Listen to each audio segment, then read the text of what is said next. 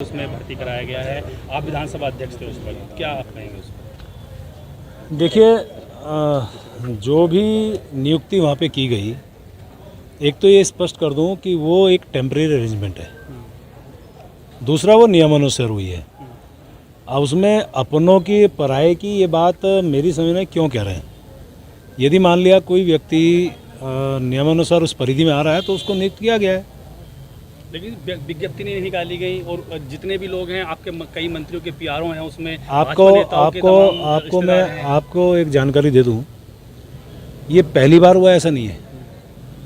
आज से पहले भी हुआ, 2002 से विधानसभा गठित है तब से लेकर आज तक हुआ है, पहली बात। दूसरी बात यह है कि आवश्यकता अनुसार यदि जब किसी माननीय अध्यक्ष को लगता है कि उसमें मैन पावर की आवश्यकता है तो वो नियुक्त करता है, उसी आधार पर इस बार भी हुआ।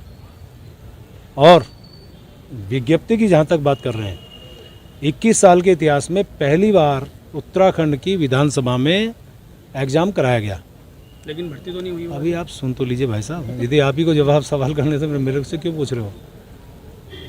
मैं ये कह रहा हूँ कि पहली बार उत्तराखंड के इतिहास में एग्ज़ाम हुआ है। बाकायदा उसका जो 8000 के लगभग हमारे अभ्यर्थी थे, उनके एग्ज़ाम होने के बाद मुझे जो जानकारी मिल रही है, शायद कोई व्यक्ति हाई कोर्ट गया है, हाई कोर्ट के कारण वो विषय रुका है। वो प्रश्न पत्र जिन्होंने हल किए हैं वो बाकायदा स्ट्रांग रूम में हैं अभी, तो इसलिए उस पर हम कोई टिप्पणी नहीं कर सकते क्योंकि हाई कोर्ट का मामला है। तो ये पहली बार हुआ है। मंत्री जी, आपने कहा कि इससे पहले भी, तो ये 72 लोग रखने की ऐसी क्या जरूरत थी? उत्तर प्रदेश की विधानसभा हमसे कई गुना बड़ी है, उनकी संख्या कार्मिकों की हमसे कम है, हमारी इतनी ज़्यादा है। आपने कहा ये तदर्थ हैं, इनको पहले दिन से सारी सुविधाएं मिल रही हैं।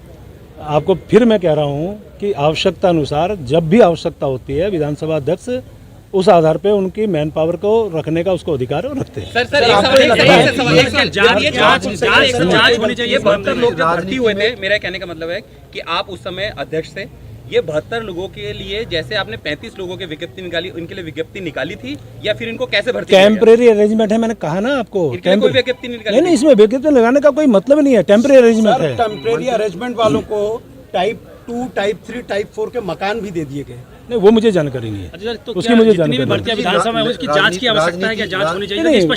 देखिए, मैंने क्या कहा, सब नियमानुसार हुआ है, तो अभी जांच का विषय कहाँ से आता है?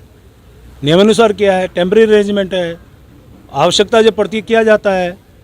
हमारे यहाँ गैरसैंण को ग्रीष्मकालीन राजधानी घोषित किया गया, यदि वहाँ मैन पावर की आवश्यकता है तो क्या करेंगे? हम एग्जाम का वेट करेंगे, आवश्यकता पड़ेगी करेंगे ना। अधिकांश लोग वहाँ पे हैं। सर, उसमें ये भी कहा जा रहा है कि आपके पीआरओ और आपके भी कई करीबी लोगों के संबंधी। अरे भाई, मैंने ये नहीं कहा कि कोई नहीं है ना, लेकिन सब नियमानुसार हुआ है, बस। मंत्री जी, सचिव की नियुक्ति आपको गलत नहीं लगती है? एक साल में 3 प्रमोशन मिल जाते हैं।